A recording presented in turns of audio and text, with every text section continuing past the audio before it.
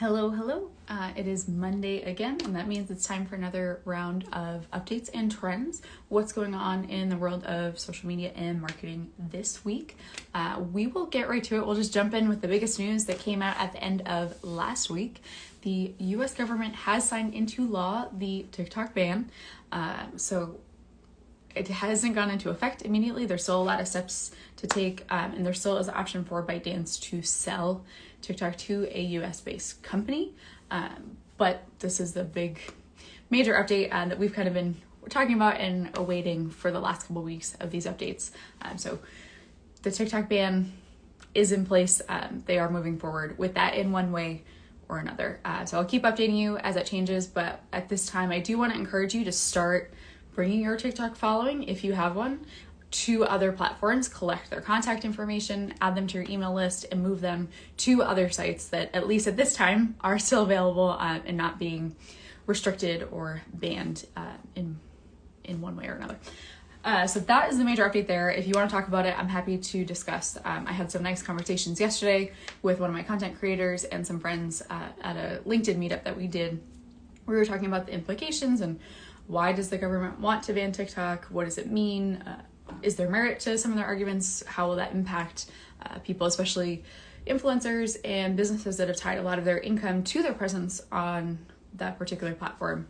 So again, encourage you to start bringing people from there to other sites like Instagram or wherever else, collect their contact and figure out other ways to connect with them in the event that TikTok shuts down or is no longer available to you in the next few weeks or months. So that's the major update there. I did also have one question come in from an audience member about what it means to subscribe to someone on Instagram. You can also do it on Facebook. They're a little different, but you may have noticed recently that people you're already following now have a subscribe button available when you're looking at some of their content, especially Reels. It'll pop up next to their name or handle is what it's called. And in addition to already following them, you'll see that there are options to subscribe.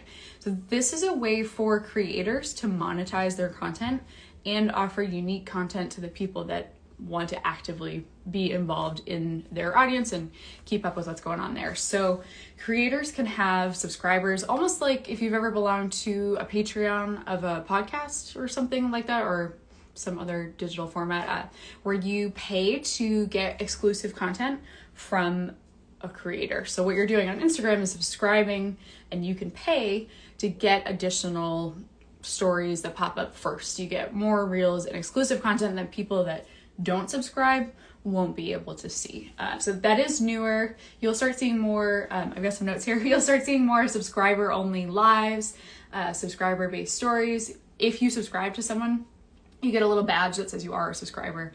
This is also different than broadcast channels, which we can talk about a little bit, but that is just a newer feature on Instagram that provides more and different ways for creator accounts specifically to connect with their audience and also to monetize what they're doing.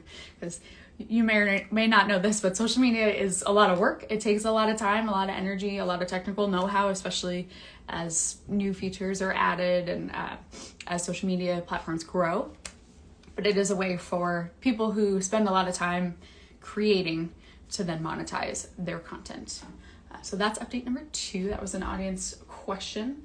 The last thing I want to talk about today will be quick, but this is National Small Business Week. So if you run a small business, there's really nothing small about it, right? It takes over your whole life in most cases, and which is great if you're passionate about it. It gives you a lot of opportunities, flexibility, and that is what people love about it. But there's nothing small about it. It takes up your whole life. So this week is National Small Business Week.